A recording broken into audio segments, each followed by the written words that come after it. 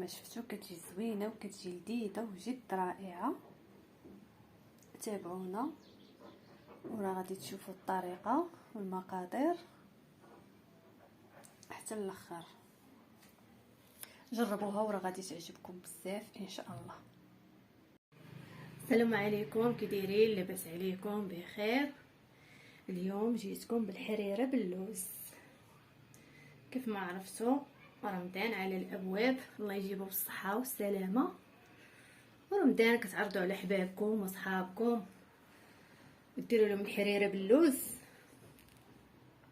يعني في عوض الحمص نديروا اللوز. راه كتجي زوينه وكتجي لذيذه، كتجي زوينه بزاف وزوينه في العراضات. دابا غادي نبداو بالمقادير. عندي كيلو ونص ديال المطيشه. انا نقول لكم باش تخلصها. الا بغيتو مطيشه تجيكم حريره تجيكم حمراء، طحنوها بهادي طحانه ديال الوالدين. وعندي مورينكس وعندي طحانه ديال الضو، ولكن هادي كتخلي مطيشه حمراء، كتجي الحريره حمراء، حيت الاخرين راه كتبداو تطحنوا صافي كتبيض مطيشه كتبقاش حمراء. كيف قلت لكم عندي كيلو ونص، قطعته طيبته وطحنته. عندي نص زلافه ديال العدس، رطبته وهي طلع، ضروري كنفزق العدس. عندي 2 كيسان ديال اللوز. اللوز غادي تفزقوه بالماء طايب، انا فزقته من البارح، حيت الا فزقتوه بالماء بارد ما غاديش يتقشر. فزقوه بالماء طايب باش كيتقشر، وخليوه بايت في الماء، كبوا عليه الماء طايب وخليوه حتى الصباح. عندي بصله كبيره مشلضه، عندي زلافه معامره ديال القزبر ومعدنوس، يعني 2 قبطات، يعني هنا مغاربه كنشريو القبطه. 2 قبطات قزبر ومعدنوس، قبطه ديال الكرافس، قبطه نيت ديال الكرافس. عندي معلقه صغيره ديال سكينجبير عامره، ومعلقه صغيره ديال الملح عامره، ومعلقه ديال الخرقوم عرق عامره، ونص معلقه ديال البزار. عندي الحيمه، عظم فيه الحيمه.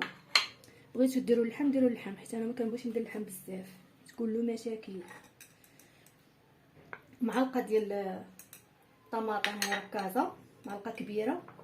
عندي هنا 4 المعالق ديال الطحين فورس باش غادي ندوروا الحريره.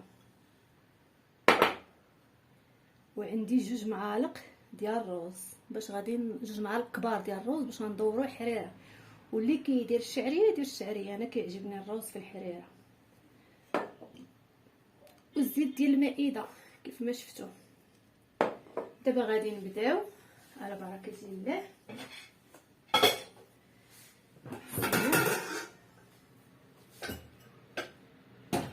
هاديه بحال الحريره بسميتو بالحمص. غادي نكبو كلشي بسم الله.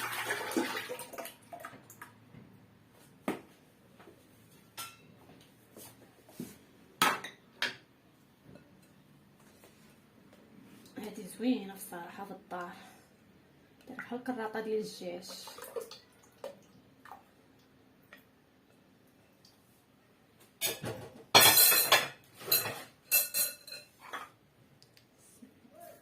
كرافس،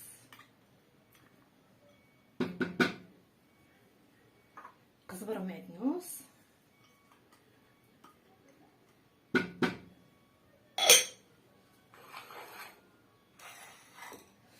الحيمه، عطريه،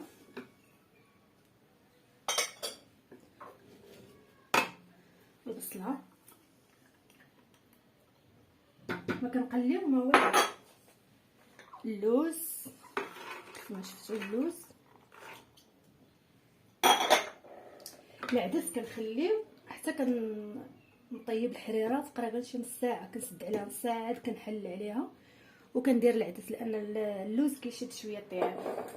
العدس راه كنسد عليه تقريبا 10 دقائق كيطيب. الزيت ديال المائده تقريبا 3 ولا 4 ديال المعالق.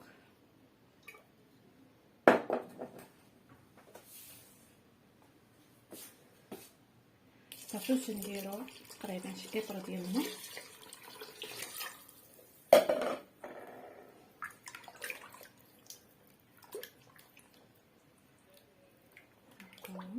راه كتجي رائعه هاد الحريره، والله الا زوينه بزاف.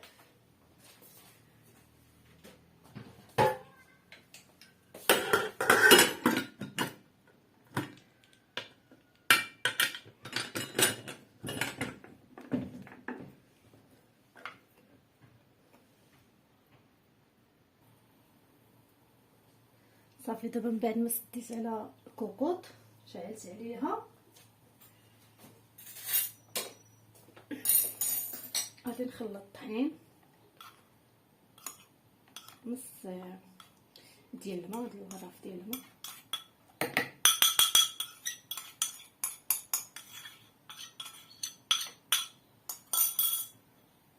كنخلطو غير بالماء بارد.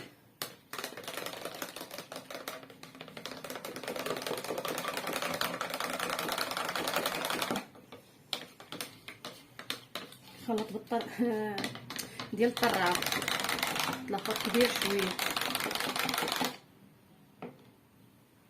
وندير هاد المطيشه شويه هنا،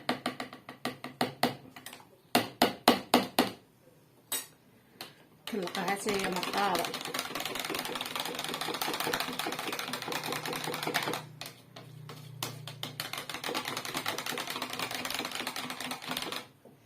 صافي كنخليوها بيد ما طابت الحريره.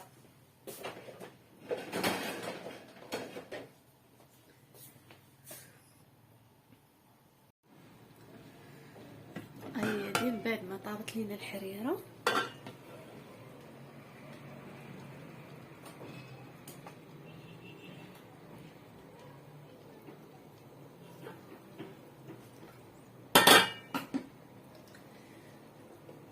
بسم الله. دابا غادي ندير الرز. من بعد ما طاب ليا اللوز حليت ودرت العدس 10 دقائق، صافي طاب، انا حليت عليها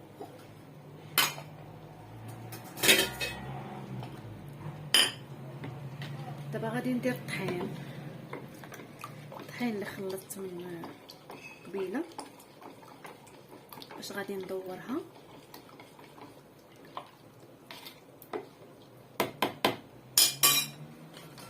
بسم الله.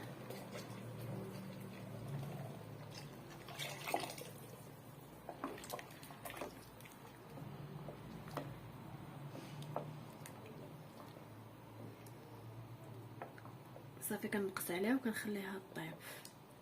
الا جاتكم ثقيله ضروري تزيدوا فيها الماء، تزيدوا فيها الماء غليان.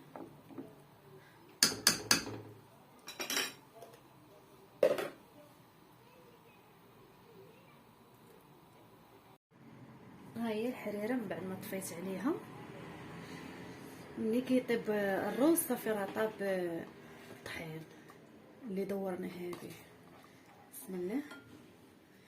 الحريره باللوز كيف ما شفتوا كتجي زوينه بزاف وكتجي جد رائعه.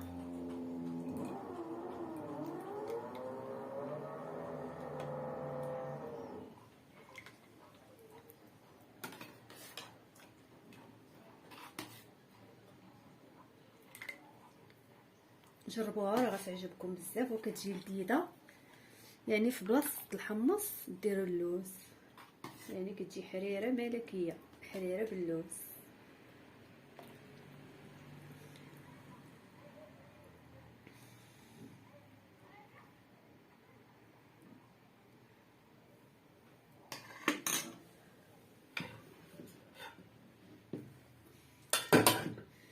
هي هذه الحريره ديالنا باللوز كتجي زوينه. وما تنساوش تبارطاجيو الفيديو مع احبابكم وصحابكم باش يوصلكم الجديد ان شاء الله.